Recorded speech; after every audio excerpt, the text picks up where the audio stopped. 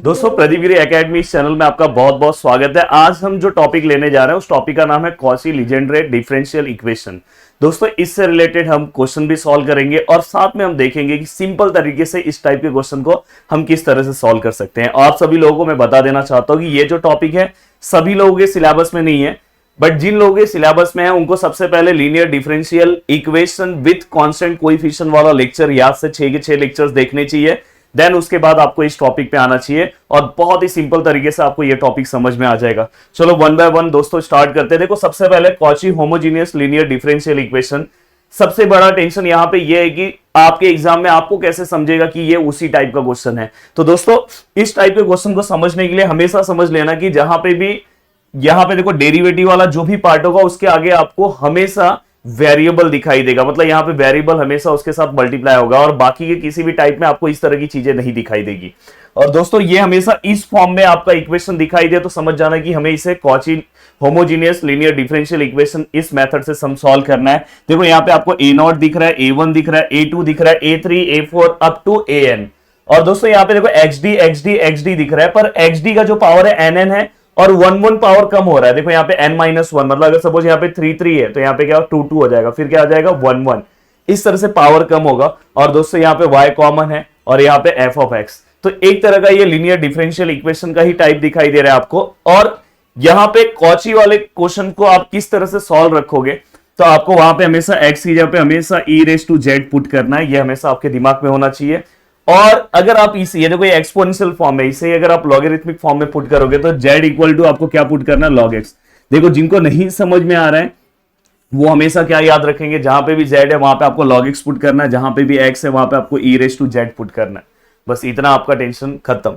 अब दोस्तों यहाँ पे आप इस टाइप का जब क्वेश्चन सॉल्व करोगे तो ऐसी चीजें आपको दिखाई देगी, x³ d³ ऐसे आपको दिखाई देगा। तो हमेशा याद रखना जहां पे भी आपको x³ d³ दिखाई दे रहा है वहां पे आप इस तरह से लिखोगे, देखो d, फिर d से एक छोटा क्या होगा d-1, और अभी देखो ये 1 और ये पूरा का पूरा 2, हमें क्या क्यूब है तो 3 टर्म तक जाना है, तो फिर इसके आगे वाला टर्म क्या आएगा d-2। सेम अगर यहाँ पे स्क्वायर फॉर्म में तो क्या लिखोगे d, बस 2 ही टर्म लिखोगे d-1, 2 ही टर्म हुआ। अगर समझो यहाँ पे xd है तो यहाँ पे क्या लिखोगे, और यहाँ पे क्या आएगा एक ही टर्म आएगा, सॉरी यहाँ पे d है तो यहाँ पे बस एक ही टर्म आने वाला है। अब दोस्तों इसके आगे अगर सपोज ऐसा है x⁻4 और d⁻4 तो आप क्या लिखोगे दोस्तों d-1, d-2 and d-3 so on. दोस्तों अगर सपोज x⁵ एंड d⁵ है तो उसे भी आपको लिखने आएगा, बट मोस्टली इस टाइप में ही क्वेश्चन पूछा जाता है, इसलिए मैंने इतना ही आपको बताया। अब चलते हैं दोस्तों वन बाय वन क्वेश्चन की ओर। और ये क्वेश्चन बहुत बार एग्जाम में पूछा गया है तो मुझे ऐसा लगता है कि आपको ये क्वेश्चन सॉल्व करना चाहिए। देखो अगर आप देखोगे सबसे पहले कि क्या क्वेश्चन उस टाइप का है, तो देखो यहाँ पे आपको डेरिवेटिव के आगे देखो वेरिएबल मल्टीप्लाई दिखाई दिया, वेरिएबल मल्टीप्लाई दिखाई दिया तो आप एक बार समझ लो कि ये क्या इस टाइप का क्वेश्चन है। तो एक बार चेक करते हैं, देखो दोनों का डिग्री कितना है, अभी 2 है। यहाँ पे अगर आप पावर देखोगे तो 1 हो गया, मतलब कम हो रहा है पावर। और साथ में दोस्तों ये सब में से मैं y कॉमन ले सकता हूँ d के फॉर्म में कन्वर्ट करके। तो देखो मैं इसे ही किस तरह से कन्वर्ट कर रहा हूँ, देखो यहाँ पे ये x² है, ये पूरे को मैं क्या लिखूंगा d²y। देन यहाँ पे देखो ये 3x है, इसे क्या लिखूंगा dy, और ये क्या है दोस्तों प्लस 5y। यहाँ पे क्या होगा दोस्तों x² साइन log x। अब ये पूरा का पूरा यहाँ पे पार्ट हुआ।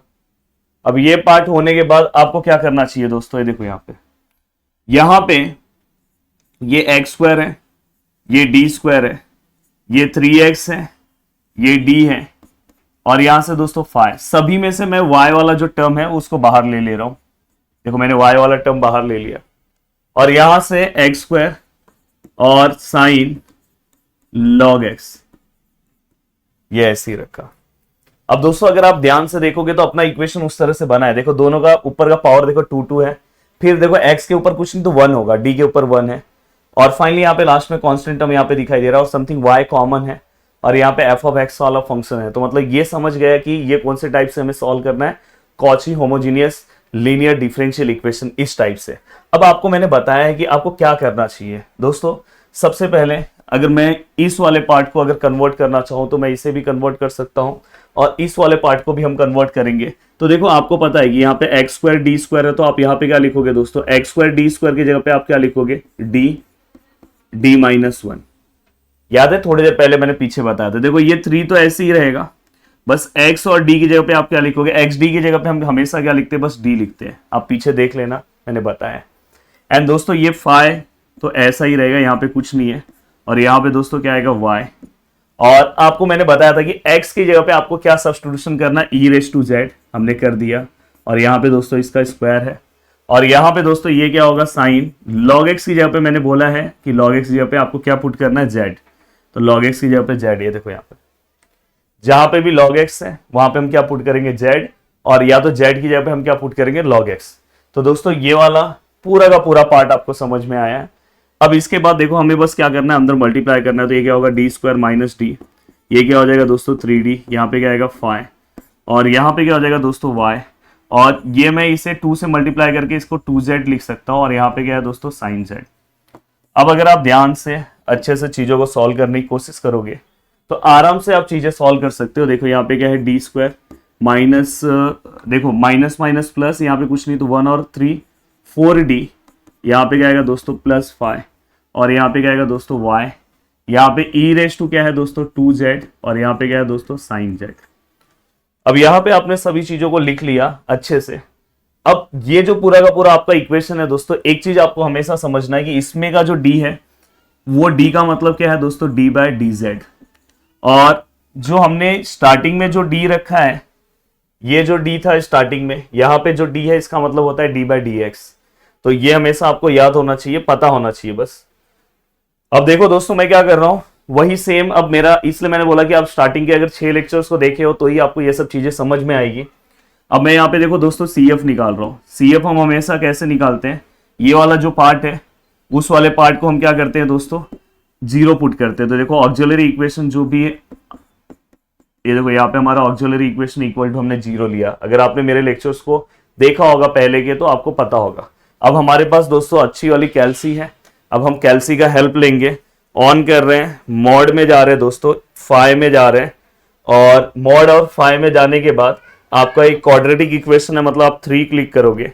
और दोस्तों यहाँ पे d² के आगे कुछ नहीं है तो 1 है, d के आगे दोस्तों -4 है, एंड लास्ट में दोस्तों फाइ है। तो फाइनली यहाँ पे आंसर जो आया 2i और 2 - i, मतलब हमें यहाँ पे फाइनली d का जो आंसर मिला दोस्तों क्या मिला, 2 + i, और एक बार 2 - i मतलब हमें क्या मिला, 2 ± i मिला। यहाँ पे जो भी हमें आंसर मिला उससे हम क्या कर सकते हैं, यहाँ पे उसका CF निकाल सकते हैं। तो फाइनली देखो CF which is equal to, याद होगा आपको फॉर्मूला e⁻∝x, क्या होगा α(x)। पर दोस्तों अब ये पूरा का पूरा जो टर्म है वो z के फॉर्म में कन्वर्ट हो गया है। तो e⁻, यहाँ पे क्या आएगा α(z), और यहाँ पे दोस्तों क्या होगा C1 cos βx नहीं आएगा, βz आएगा, क्योंकि मैंने बोला पूरा का पूरा टर्म z में कन्वर्ट हो गया है। और यहाँ पे क्या आएगा दोस्तों C2 sin βz। आप बोलोगे सर ये कहां से आया, दोस्तों linear differential with constant coefficient में मेरा लेक्चर नंबर 1 है, जिसमें मैंने कॉम्प्लीमेंट्री फंक्शन पढ़ाया है। CF मतलब कॉम्प्लीमेंट्री फंक्शन। तो मैंने बोला है कभी भी अगर ऐसा आया तो आपको इस तरह से उसका CF लेना है। देन यहाँ पे CF इक्वल टू क्या होगा दोस्तों, e⁻α का आंसर कितना है दोस्तों, देखो इसे हम अल्फा बोलते हैं, इसे हम बीटा बोलते हैं। अल्फा कितना है दोस्तों 2, तो यहाँ पे क्या आएगा 2z, यहाँ पे क्या आएगा दोस्तों C1, यहाँ पे क्या आएगा दोस्तों cos बीटा इक्वल टू कितना है दोस्तों, देखो i के आगे जो है वो हमारा बीटा है, तो i के आगे कुछ नहीं तो 1 है, तो 1 आप लिखेंगे नहीं, डायरेक्ट हम z लिख दे रहे हैं। और यहाँ पे दोस्तों क्या है C2, यहाँ पे क्या है दोस्तों साइन बीटा, यहाँ पे भी 1 है z। तो दोस्तों यहाँ पे हमें CF तो मिल गया। अब CF मिलने के बाद अब हमारा नेक्स्ट टारगेट क्या है दोस्तों, नेक्स्ट टारगेट है हमारा PI निकालना। क्या निकालना दोस्तों, PI। अब नेक्स्ट हम पर्टिकुलर इंटीग्रल जब फाइंड आउट करेंगे तो आपको पता होना चाहिए कि हम क्या लेते हैं 1/FD। FD मतलब यही वाला पार्ट, ये जो D वाला पार्ट है यही हम लेते हैं। तो देखो यहाँ पे d² -4d प्लस फाइ, और दोस्तों साथ में हम यहाँ पे हमेशा जो भी हमारा इक्वेशन है उसके राइट हैंड साइड में जो भी पार्ट है वो हम उसको मल्टीप्लाई करते हैं। तो यहाँ पे जो भी हमारा पार्ट है e⁻2z multiply by sine z। तो दोस्तों ये, अब अगर आपने मेरे इसके पहले के लेक्चर्स को नहीं देखा होगा तो आपको हो सकता है प्रॉब्लम, क्योंकि आपको इसके आगे का टाइप्स पता होना चाहिए। देखो कॉची का हमारा पार्ट स्टार्टिंग का ही हो गया, अब ये पूरा का पूरा part linear differential equation with constant coefficient का है। यहाँ पे अगर आप ध्यान से देखोगे तो e⁻x और साथ में दोस्तों यहाँ पे ट्रिग्नोमेट्रिक फंक्शन है, या तो कभी कभी एक्सपोनेंशियल फंक्शन भी आएगा। तो हम हमेशा क्या करते थे, ये वाले पार्ट को आगे ले लेंगे, यहाँ पे ले लेंगे e⁻²z, और जैसे ही हम ये वाले पार्ट को लेंगे तो यहाँ पे d में चेंजेस हो जाएगा। d में यहाँ पे क्या है दोस्तों, +2 है, तो +2 हम लिखेंगे d की जगह पे। जहां जहां पे d है वहां पे आप क्या लिखोगे, d+2। अगर इनकेस यहाँ पे -2 होता तो आप क्या लिखते d-2, और यहाँ पे क्या आएगा दोस्तों +5, और इनटू यहाँ पे अब क्या बचा दोस्तों, sin z।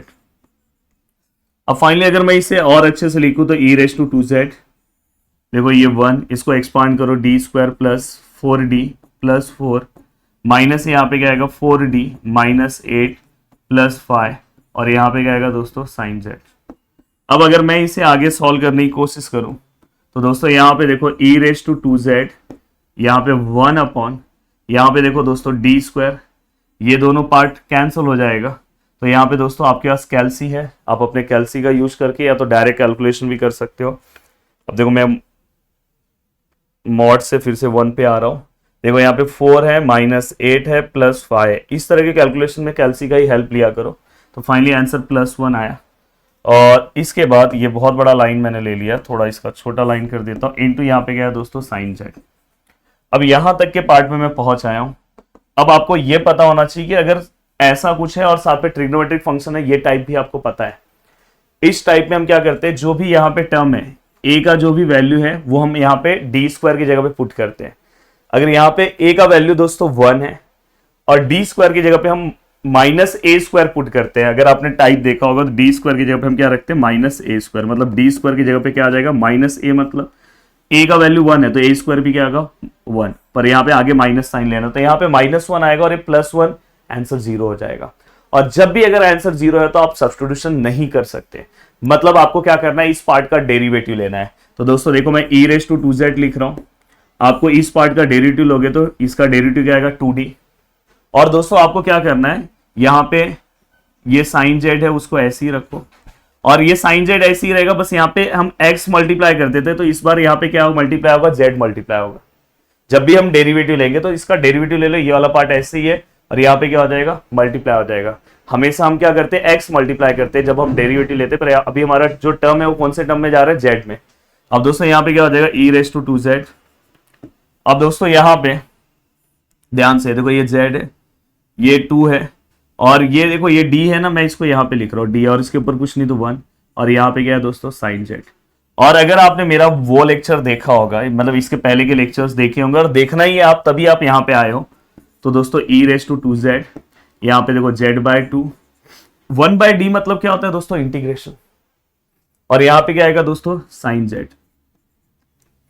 अब यहाँ पे और अगर मैं इसका इंटीग्रेशन लूं sin z का, तो देखो डायरेक्ट मैं यहीं पे लिख दे रहा हूं, इसका मतलब क्या होता है, इंटीग्रेशन ऑफ sin z है। तो इंटीग्रेशन ऑफ sin z का आंसर डायरेक्ट आप लिख सकते हो, क्या लिख सकते हो दोस्तों, cos z, और आपको पता है कि साइन का इंटीग्रेशन क्या होता है, -(cos z). तो फाइनली अगर मैं इसे लिखूं तो -1/2 और z e⁻²z और इंटू cos z। तो दोस्तों ये मेरा क्या हो गया, पर्टिकुलर इंटीग्रल। अब दोस्तों हमें क्या करना है, हमें जो भी हमारा पर्टिकुलर इंटीग्रल आया और जो भी हमारा CF आया उससे हमें क्या करना है, जनरल सॉल्यूशन लिखना है। तो देखो यहाँ पे हम सॉल्यूशन लिखेंगे, आप उसके नीचे लिखना, तो y = जो हमारा सॉल्यूशन है उसमें क्या आएगा, CF आएगा। तो CF क्या है दोस्तों, जो भी हमारा CF वाला पार्ट है, CF वाला पार्ट क्या है दोस्तों, e⁻²z, क्या है दोस्तों, e⁻²z, ब्रैकेट में है C1 cos z plus C2 sin z। ये पूरा का पूरा पार्ट है, आप चाहिए तो एक बार देखना है तो आप देख सकते हो, ये देखो यहाँ पे हमने निकाला था। और साथ में दोस्तों हमें PI वाला पार्ट क्या कर देना है, साथ में प्लस कर देना है, तो साथ में PI वाला प्लस करूंगा तो -1/2। अब देखो माइनस करूंगा तो प्लस माइनस क्या हो जाएगा, डायरेक्ट माइनस लिख दे रहा हूं। और यहाँ पे क्या है दोस्तों, z है, यहाँ पे क्या है e⁻²z है, और यहाँ पे क्या है दोस्तों cos z है।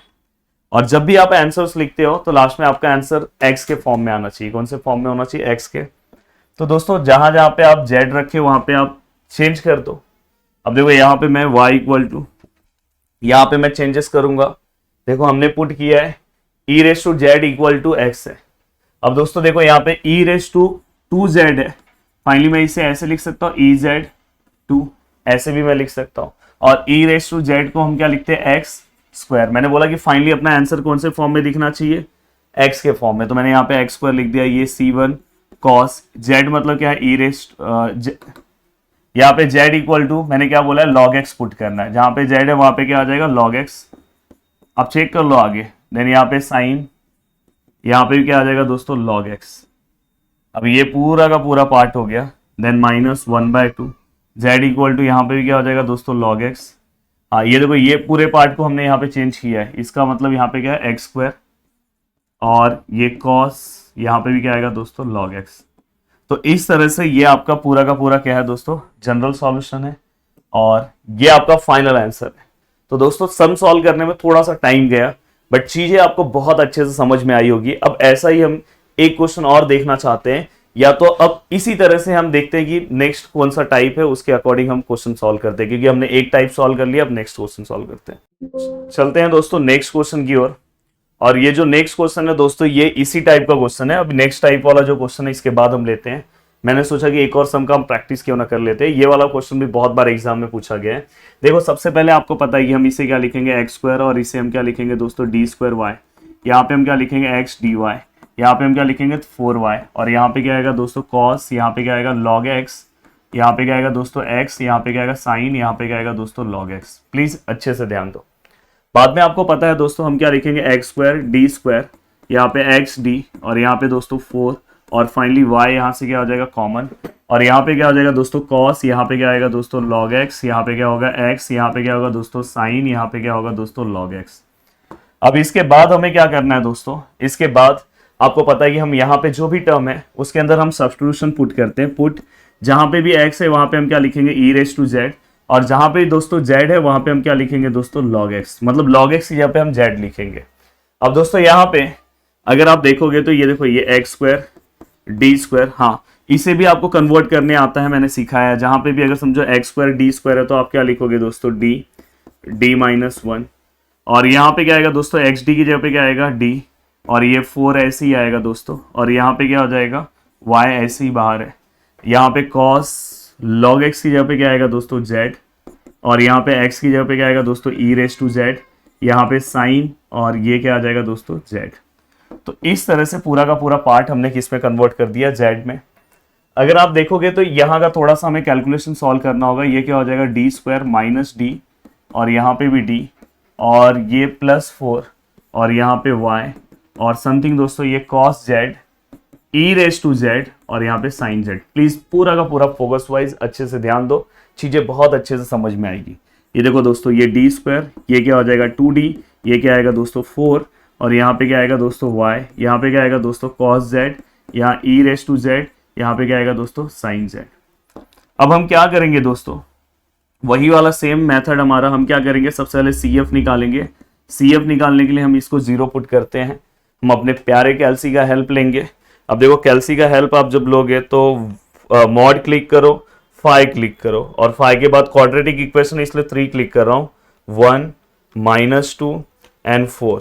तो फाइनली हमारा आंसर कितना आया दोस्तों, देखो हमें डी का जो वैल्यू है वो मिला 1 ± √3 आए।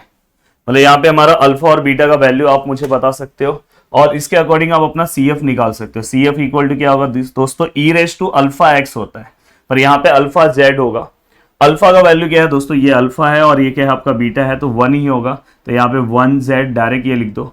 और यहाँ पे क्या होगा दोस्तों C1 cos beta x, beta मतलब यहाँ पे क्या है √3, और x हम नहीं लिखेंगे z लिखेंगे, प्लस यहाँ पे क्या आएगा C2 साइन बीटा कितना है दोस्तों √3, और यहाँ पे क्या आएगा दोस्तों z।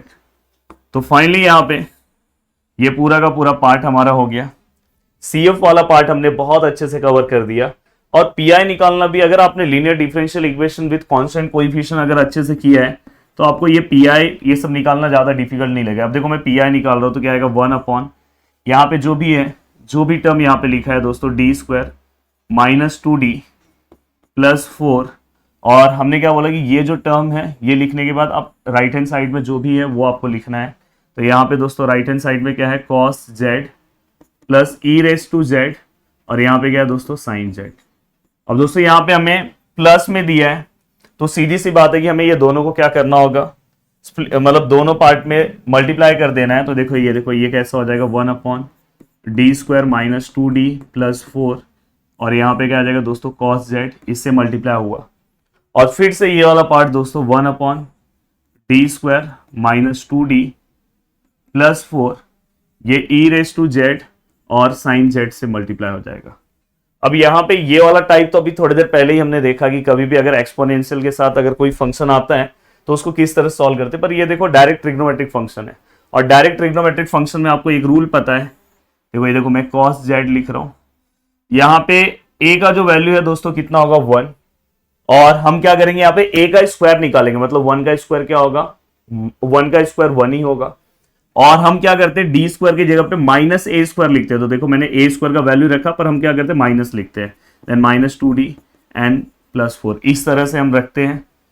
और यहाँ पे इस तरह के क्वेश्चन को सॉल्व करने के लिए हम e⁻z यहाँ पे रखेंगे, एंड 1/, आपको ये पता होना चाहिए दोस्तों कि यहाँ पे जो भी नंबर्स है हम यहाँ पे चेंज, यहाँ पे देखो z के आगे कुछ नहीं तो +1 है, तो +1 जहां जहां पे वहां पे आपको लिखना होगा d+1,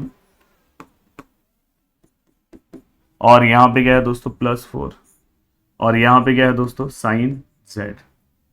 अब अगर हम इसे सॉल्व करने की कोशिश करें तो दोस्तों किस तरह से ये क्वेश्चन सॉल्व होगा, तो देखो ध्यान से 1/, यहाँ पे ये दोनों पार्ट को अगर आप ध्यान से देखोगे तो प्लस माइनस माइनस 4 - 1 कितना होगा दोस्तों 3 -2d, और यहाँ पे आप चाहो तो इसको इस तरह से भी लिख सकते हो दोस्तों, अगर समझो मेरे को ऐसा लिखना है 2d + 3, इस तरह से भी हमने लिख दिया, मतलब -2d पहले लिखा और ये दोनों का कैलकुलेशन पीछे रखा। और यहाँ पे हम क्या रख रहे हैं दोस्तों cos z, और यहाँ पे ये देखो e⁻z है, ये 1/, इसे हम लिखेंगे तो d² + 2d + 1, हमने a + b होल स्क्वायर का फॉर्मूला अप्लाई कर दिया, ये 2d अंदर मल्टीप्लाई हो जाएगा 2d - 2 एंड +4, और यहाँ पे क्या है दोस्तों sin z। अब यहाँ पे अगर हम इसे सॉल्व करें तो 1/, हाँ यहाँ पे आपको इस तरह का क्वेश्चन मैंने एक टाइप में कराया था ट्रिग्नोमेट्रिक फंक्शन के टाइप में, आपको यहाँ पे क्या करना है इसका कॉन्जुगेट लेना है। तो ये क्या आ जाएगा -2d -3 और -2d -3, इस तरह से आपने कॉन्जुगेट ले लिया और एक cos z ऐसे ही रहेगा।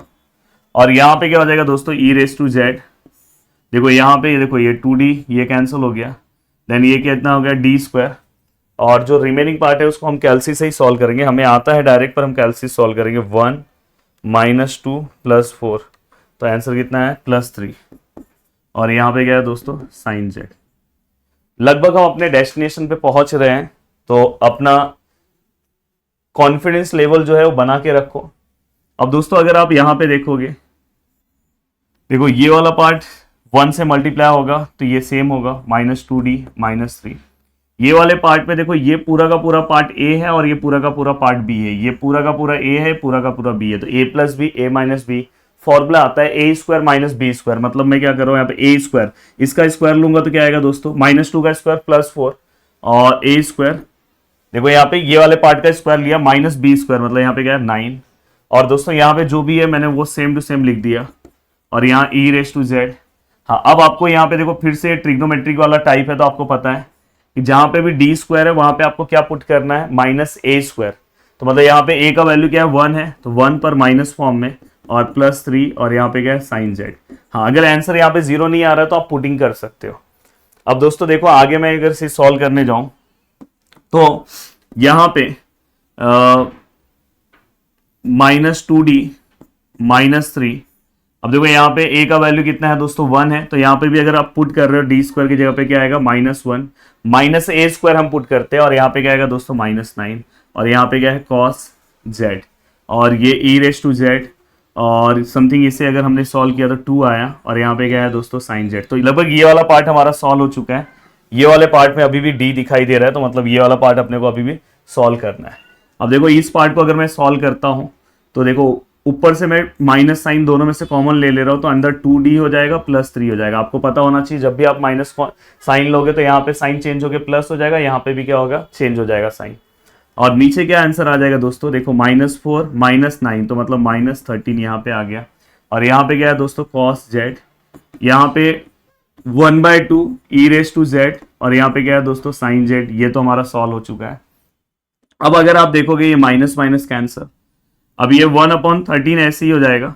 ये वाला जो पार्ट है दोस्तों देखो ये 2 है, ये अंदर मल्टीप्लाई होगा। अब देखो यहाँ पे d इंटू कॉस जेड जो है, तो यहाँ पे 2 ऐसे ही मैंने लिखा, और d इंटू कॉस जेड मतलब आपको कॉस जेड का क्या निकालना है, डेरिवेटिव। और कॉस जेड का डेरिवेटिव क्या होता है दोस्तों, माइनस साइन जेड। तो मैं माइनस साइन यहां पे लिख रहा हूं, माइनस साइन यहां पे लिख रहा हूं, और यहां पे क्या लिख रहा हूं दोस्तों, साइन जेड। प्लस ये वाला पार्ट 3 से भी मल्टीप्लाई होगा, तो 3 के आगे यहाँ पे कोई डी वाला टर्म नहीं है, तो फाइनली ये ऐसे ही रहेगा। आप देख सकते हैं कि एक क्वेश्चन के अंदर कितनी सारी चीजें हैं, क्योंकि ये सब मैंने पहले पढ़ाया है दोस्तों। अब ये आपका पूरा का पूरा पार्ट आ गया, तो ये आपका क्या है दोस्तों, पी आई। आपको करना क्या है, आप सॉल्यूशन लिखते time C F plus P I, और आपको पता है कि जहां पे भी आपको जेड दिखाई दे रहा है, जहां पे भी जेड दिखाई दे रहा है, हमने क्या पुट किया था, जेड जहां पे भी दिख रहा है दोस्तों वहां पे आप लॉग एक्स पुट कर दो। और जहां पे भी ई रेस टू जेड दिखाई दे रहा है वहां पे आप, जैसे यहाँ पे ई रेस टू जेड दिखाई दे रहा है, यहाँ पे आप क्या पुट करोगे, एक्स। तो इस तरह से आप अपने पूरे टर्म को, यहाँ पहले सी एफ ऊपर जो हमने सॉल्व किया पी आई वो दोनों रखो, और बाद में कन्वर्ट कर दो, फाइनल आपका आंसर आ गया। अब दोस्तों चलते हैं नेक्स्ट टाइप की ओर। पहले इस टाइप के हमने दोनों ही क्वेश्चन सॉल्व कर दिए, और बहुत ही जोरदार तरीके से दोनों क्वेश्चन सॉल्व किया। उम्मीद है कि आपको बहुत अच्छे से चीजें समझ में आ रही है। चलते हैं अब नेक्स्ट टाइप वाले क्वेश्चन को कैसे सॉल्व करते हैं वो भी देख लेते हैं। चलते हैं दोस्तों, अब नेक्स्ट टाइप है हमारा लीजेंड्रे लीनियर इक्वेशन। इस टाइप के क्वेश्चन को हमें कैसे आइडेंटिफाई करना है, उसका सबसे सिंपल तरीका मैं आपको बता दूं। अभी तक आप यहाँ पे इस तरह के, आपको यहाँ पे देखो अभी आपको ऐसा एक्स स्क्वायर एक्स क्यूब दिखाई दे रहा था मल्टीप्लीकेशन में, बट आपको इस तरह से चीजें दिखाई देगी, जैसे 2x + 3 5x + 9, बट यहाँ पे जो है सेम टू सेम आपको यहाँ पे दिखाई देगा। तो समझ जाना कि ये कौन से टाइप से हमें सॉल्व करना है, लीजेंड्रे लीनियर इक्वेशन। इस टाइप से हमें इस क्वेश्चन को सॉल्व करना है। बाकी पूरा का पूरा प्रोसीजर सेम है। यहां पे आप जो करते थे x = पुटिंग करते थे, यहां पे देखो आप यहां पे क्या करोगे, जो भी ये ब्रैकेट वाला पार्ट दिख रहा है, ये जो सेम वाला पार्ट जो रिपीट हो रहा है वो इक्वल टू आप क्या पुट करोगे, ई रेस टू जेड। चलो वन बाय वन देखते हैं कि क्वेश्चन को कैसे सॉल्व करना है। मेनली आपको क्वेश्चन जब मैं सॉल्व करूंगा तो ही आपको बहुत सारी चीजें क्लियर हो जाएगी। अब देखो यहाँ पे सबसे पहले ये जो क्वेश्चन हमारा दिया हुआ है, देखो ये आप पहचानो सबसे पहले। देखो 2x + 1 है, यहाँ पे भी देखो 2x + 1 है, यहाँ पे डिग्री क्या है 2 है, यहाँ पे 1 1 हो गया, मतलब एक एक कम हो रहा है। तो फाइनली उस टाइप में ये क्वेश्चन हमें दिखाई दे रहा है। मैं क्या कर रहा हूं, सबसे पहले यहाँ पे कुछ चेंजेस करने की कोशिश करूंगा। देखो मैं क्या कर रहा हूं, पुट 2x + 1, ये जो है इसको मैं क्या पुट करूंगा, ई रेस टू जेड। क्या मैंने पुट किया इसको दोस्तों, ई रेस टू जेड। अब यहाँ पे ये देखो, ये जो 2x + 1 का स्क्वायर दिखाई दे रहा है, और d² y और dx² जो दिखाई दे रहा है, थोड़ा सा मैं और इसको चेंज करने की कोशिश करता हूं। ये देखो यहाँ पे 2x + 1 का स्क्वायर, और यहाँ पे क्या आएगा दोस्तों, d² y, यहाँ पे 2, यहाँ पे क्या आएगा दोस्तों 2x + 1, यहाँ पे क्या आएगा दोस्तों dy, यहाँ पे क्या आएगा 2y, और यहाँ पे क्या है दोस्तों 6x। तो फाइनली हमने इस फॉर्म में इसको कन्वर्ट किया। अब कन्वर्ट करने के बाद थोड़ी बहुत और चीजें आप कन्वर्ट कर सकते हो दोस्तों। देखो ये 2x + 1 का स्क्वायर, d², यहां पे क्या आएगा दोस्तों 2x + 1, और यहां पे क्या है दोस्तों d, और यहां पे क्या है दोस्तों 12। और फाइनली मैं क्या कर रहा हूं, सभी में से y बाहर ले रहा हूं, y बाहर लिया, और इक्वल टू क्या है दोस्तों 6x। अभी तक मैंने कुछ अलग नहीं किया है। अब आपको करना क्या है दोस्तों, देखो यहां पे जो भी आपका पार्ट दिख रहा है, जो भी आपका पार्ट यहां पे दिख रहा है, आपको पता है कि ये d² वाला पार्ट है। याद होगा आपने जैसे इसके पहले वाले टाइप में सॉल्व किया, इसलिए जानबूझ के ये वाला टाइप आपको यहां पे करा रहा हूं। आपको पता होगा कि यहां पे हम क्या लेते हैं दोस्तों, d और d-1, यहां पे भी यही लो। बस यहां पे आपको ये एक्स्ट्रा जो पार्ट दिख रहा है ना दोस्तों, उसके अंदर वाले पार्ट का आप डेरिवेटिव निकाल लो, या तो आप यहां से भी निकाल सकते हो। इस पार्ट का अगर आप डेरिवेटिव निकालो, 2x + 1 का डेरिवेटिव क्या आएगा दोस्तों 2, पर ये क्या है स्क्वायर है ना, तो 2 का स्क्वायर कितना होगा दोस्तों 4, तो बस आगे ये 4 से मल्टीप्लाई होगा। बहुत ही सिंपल बता रहा हूं। यहां पे देखो दोस्तों, ये वाला 2 तो ऐसे ही रहेगा, ये वाला पार्ट जो दिख रहा है d का, तो आपको पता है x × d क्या होता है, आपको पता है कि वहां पे हम क्या लिखते हैं, अगर d है तो हम एक ही d लिखते हैं, अगर d² है तो हम d-1 लिखते हैं, तो एक ही d मैंने लिखा। बट दोस्तों ये जो एक्स्ट्रा पार्ट आया, तो आपको क्या करना है, इसका डेरिवेटिव लेना है। तो दोस्तों इसका डेरिवेटिव तो आपको पता है 2 है, तो आपने चुपचाप से इसका डेरिवेटिव लिख दिया। अगर यहाँ स्क्वायर है तो आप 2 का स्क्वायर लिखो, यहाँ पे अगर क्यूब है तो आप 2 का क्यूब लिखो, यहाँ पे रेस टू 4 है तो 2 को रेस टू 4 लिखो। तो बस इतना ही फर्क है, बाकी कुछ नहीं है। अब यहाँ पे दोस्तों देखो 12 और फाइनली ये पूरा का पूरा यहाँ पे y, और यहाँ पे ये 6। हाँ, ये देखो x को भी आप चेंज कर सकते हो। आपको पता है कि ये पूरा का पूरा टर्म हम कौन से फॉर्म में कन्वर्ट करते हैं, z के फॉर्म में। तो x का आंसर आपको यहां से निकालना है। यहां से अगर आप x का आंसर निकालोगे तो 2x प्लस 1 इक्वल टू क्या है दोस्तों, e raise to z। Then यहाँ पे क्या होगा, 2x equal to e raise to z minus 1, then x equal to e raise to z minus 1 divide by 2। बस यही एक नया स्टेप इसके अंदर है। वहां पे हम क्या करते थे, x की जगह पे direct e raise to z put करते थे। यहाँ पे ऐसा नहीं है, क्योंकि यहाँ पे हमने इस वाले टर्म को e raise to z put किया, तो यहां से आप x का वैल्यू निकालोगे, और x का जो वैल्यू निकालोगे तो क्या आएगा, e raise to z minus 1 upon 2। अब दोस्तों ये होने के बाद आप क्या करोगे, देखो यहाँ पे ये क्या हो जाएगा, 4d स्क्वायर। यहाँ पे क्या होगा दोस्तों, 4d। यहाँ पे क्या हो जाएगा दोस्तों, ये देखो 2 2 जा 4, तो यहाँ पे क्या आएगा 4d, और यहाँ पे 12, और फाइनली यहाँ पे क्या हो जाएगा दोस्तों y, और यहाँ पे देखो ये 6 है, और अगर ये दोनों को हम डिवाइड करें तो यहाँ पे कितना आ जाएगा, 3। देखो ये 2 है, इसको डिवाइड करें तो 3, e raise to z minus 1। अब मैं देखो इसे 4d स्क्वायर माइनस 8d और 12, ये देखो ये माइनस माइनस प्लस, तो 4 और 4 8, और यहाँ पे आंसर दोस्तों y, और यहाँ पे क्या आएगा 3 e raise to z minus 1। अब अगर मैं देखूँ तो ये तीनों में से 4 कॉमन आएगा। 4 जैसे ही हम कॉमन लेंगे तो अंदर क्या बचेगा दोस्तों, डी स्क्वायर माइनस 2d, और 4 के टेबल में ये कितने टाइम में आता है, 3, और यहाँ पे ऑलरेडी 3 है, e रेस टू z है माइनस 1 है, और अगर मैं इसे चेंज करने की कोशिश करूँ तो डी स्क्वायर 2d माइनस 3, और दोस्तों ये y, और ये 4 यहाँ पे डिवाइड हो जाएगा, तो यहाँ पे 4 यहाँ पे आ जाएगा, और यहाँ पे क्या है, e raise to z minus 1।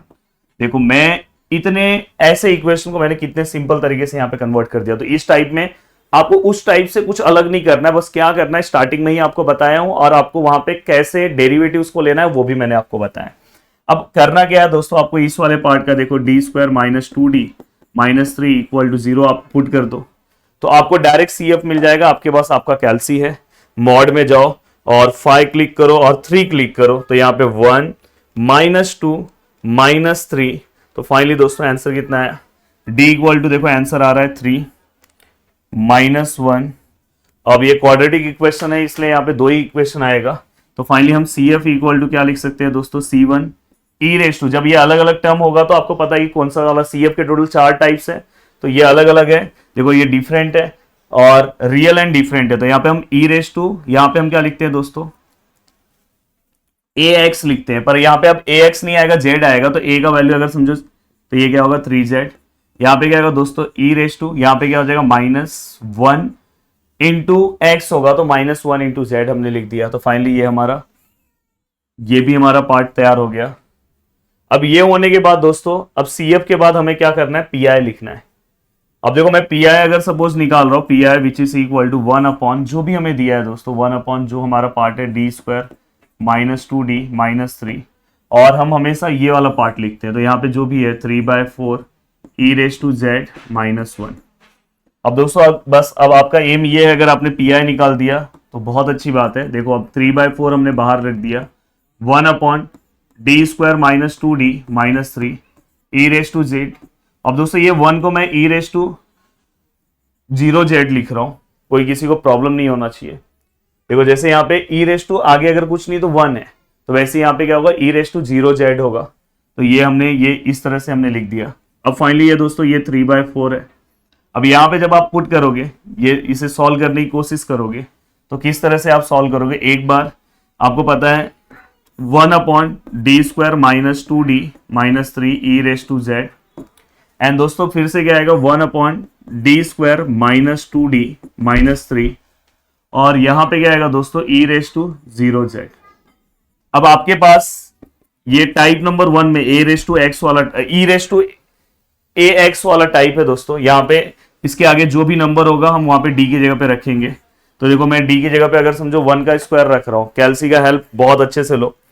अगर समझो मैं 1 का स्क्वायर रख रहा हूँ तो 1 आएगा, 2 इंटू 1 1 होगा, एंड माइनस 3, तो यहाँ पे फाइनली आंसर क्या आ रहा है -4, तो ये e raise to z। And दोस्तों यहाँ पे भी सेम आप क्या करो, 0 पुट करो, 0 0 पुट करोगे तो कैंसिल होगा, यहाँ पे क्या आएगा -3 e रेस टू 0z। अब अगर आप इसे सॉल्व करने की कोशिश करोगे तो देखो किस तरह से आपका आंसर आएगा दोस्तों। ये देखो 3/4, यहाँ पे क्या हो जाएगा e⁻z, यहाँ पे -4, ये माइनस माइनस दोस्तों प्लस, यहाँ पे देखो e⁻, आप 0z को आप 1 लिख दो और यहाँ पे क्या आएगा दोस्तों 3। तो फाइनली ये हमारा पी आई आ गया। और देखो y इक्वल टू आपको क्या लिखना है CF प्लस पी आई। अब यहाँ पे चेंजेस कहां पे होगा, जहां पे e⁻z है आप यहाँ पे x नहीं पुट करोगे, e⁻z की जगह पे आप क्या पुट करोगे दोस्तों, e⁻z की जगह पे आप ये वाला टर्म पुट करोगे बस। और दोस्तों तो आपको पीआई में क्या पुट करना है ये तो आपको समझ गया, पीआई में तो बस e⁻z ही एक दिख रहा है और बाकी तो सब सेम होगा। और आपके CF में आपको क्या चेंज करना है दोस्तों, CF में अगर आप ध्यान से अच्छे से अगर आप देखने की कोशिश करोगे तो देखो यहाँ पे भी e⁻z दिख रहा है, तो यहाँ पे भी वही चेंजेस होगा, बस यहाँ साथ में e⁻z की जगह पे वो टर्म लिख दो और क्यूब डाल दो।